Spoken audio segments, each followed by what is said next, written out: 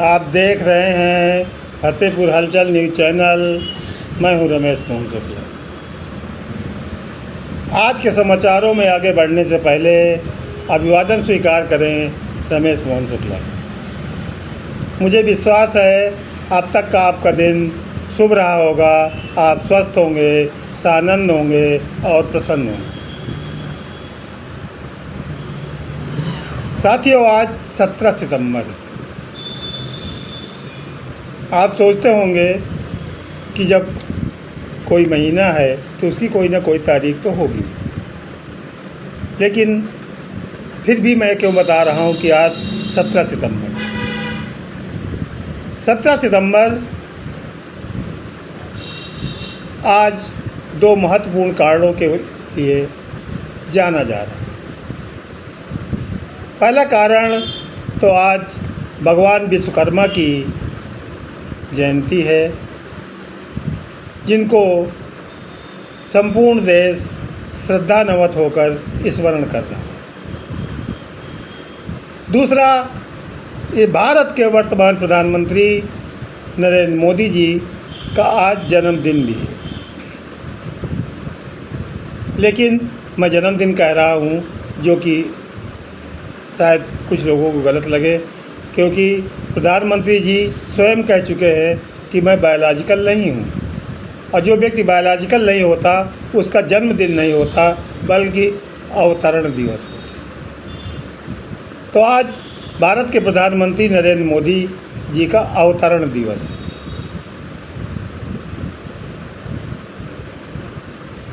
सत्तारूढ़ भारतीय जनता पार्टी प्रधानमंत्री के जन्मदिन को सेवा पखवाड़ा के रूप में 17 सितंबर से 2 अक्टूबर तक बना रही है। उत्तर प्रदेश में प्रत्येक जनपद में वहाँ के प्रभारी मंत्रियों को लगाया गया है, ताकि वो प्रशासनिक मशीनरी के साथ में इस अवतरण दिवस के उत्सव को धूमधाम से मनवा सकें। मनाना भी चाहिए। वो हमारे देश के प्रधानमंत्री हैं, और यदि हम संवैधानिक दृष्टि से देखें तो 140 करोड़ भारतवासियों के मुखिया भी हैं। लेकिन आज एक दुखद खबर और है, जो हमारे जैसे छोटे छोटे यूट्यूबरों के लिए काफ़ी चिंता की बात है। माननीय उच्च न्यायालय दिल्ली के एक निर्णय के क्रम में सूचना एवं प्रसारण मंत्रालय द्वारा इस देश के लगभग 32 यूट्यूब चैनलों को ये नोटिस दी गई है कि गौतम अडानी से संबंधित जो भी समाचार के वीडियो उनके यहाँ पास हो, उनको वो डिलीट कर दें। ये फैसला कहीं से भी न तो लोकतांत्रिक लगता है और न संवैधानिक। यदि भारत का संविधान फ्रीडम ऑफ स्पीच हमको प्रदान करता है, तो बिना किसी कारण के और बिना हम संबंधित पक्षों को सुने इस तरह का निर्णय केवल और केवल तानाशाही शासन में ही दिया जा सकता है। सहारा भले ही लिया गया हो माननीय उच्च न्यायालय के एक निर्णय का, लेकिन आदेश सूचना एवं प्रसारण मंत्रालय भारत सरकार का है। अभी 15 सितंबर को हमारे देश के प्रधानमंत्री बिहार के पूर्णिया के दौरे में गए थे, जहां उन्होंने एयरपोर्ट सहित तमाम परियोजनाओं का उन्होंने उद्घाटन किया।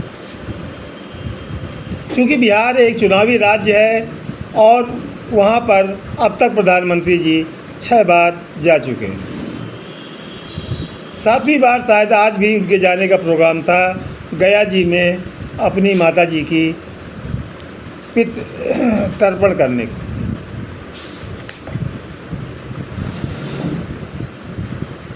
वो भारत के प्रधानमंत्री हैं, कहीं भी कभी भी और किसी भी समय जा सकते हैं।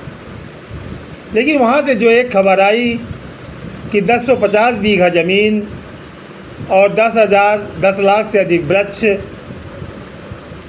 एक पावर कंपनी को 1 रुपये प्रति बीघे की दर से 33 सालों के लिए लीज पर दे दी।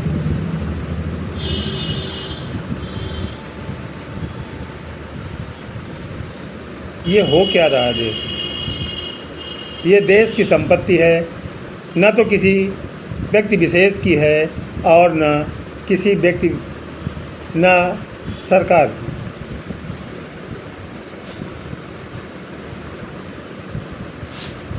दूसरी तरफ से जो स्पष्टीकरण प्राप्त हो रहे हैं वो ये कि पूर्णिया में पावर ग्रिड बनाने का काम तो 2010 से चल रहा है और ये प्रक्रिया 2010 से भी ज़्यादा दिन, और इस 2400 मेगावाट ग्रिड को बनाने के लिए जो बिड पड़ी थी, जो निविदाएं पड़ी थी, वो उसमें 4 कंपनियों ने हिस्सा लिया था और उन 4 कंपनियों के कंपटीशन के बाद 6 रुपये 16 पैसे प्रति यूनिट की दर से बिहारवासियों को बिजली देने की न्यूनतम दर होने के कारण उस कंपनी को ये ज़मीन 1 रुपये प्रति बीघा की दर से 33 सालों के लिए पट्टे पर दे दी गई। सत्यता क्या है ये तो जो अभिलेख होंगे उनको देखने के बाद ही पता चलेगा। बहुत चर्चा थी महीनों पहले से कि 17 सितंबर को हो सकता है प्रधानमंत्री नरेंद्र मोदी 75 वर्ष की आयु पूर्ण करने के कारण अपने पद से त्यागपत्र भी दे दें। लेकिन जैसा मैंने पहले भी अपने वीडियो में मैंने बताया था कि प्रधानमंत्री मोदी जी से इतनी नैतिकता की आशा इस देश के निवासियों को नहीं है। यद्यपि वो 75 वर्ष की आयु के बंधन के तहत तमाम भाजपा के राष्ट्रीय नेताओं को सक्रिय राजनीति से दूर कर चुके हैं।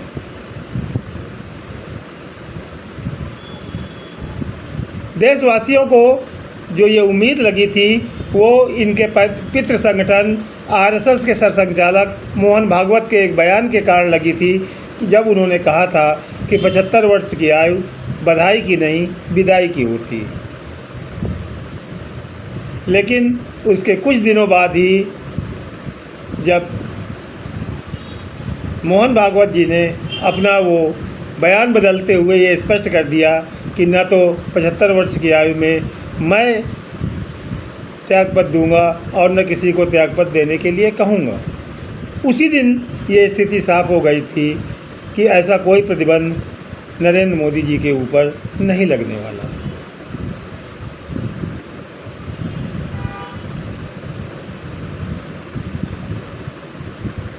पूरा देश आज कामना कर रहा है कि प्रधानमंत्री नरेंद्र मोदी निरंतर स्वस्थ बने रहे और इसी तरह भाजपा और देश की सेवा करते रहें।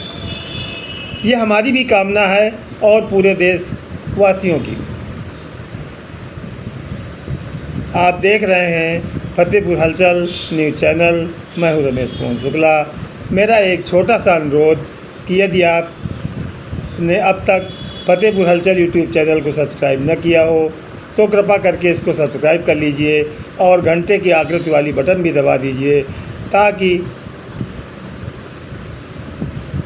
इससे इस फतेहपुर हलचल यूट्यूब चैनल को कुछ सहायता प्राप्त हो सके और हमको आपका संबल मिलता रहेगा इस विश्वास के साथ। धन्यवाद। जय हिंद, जय भारत,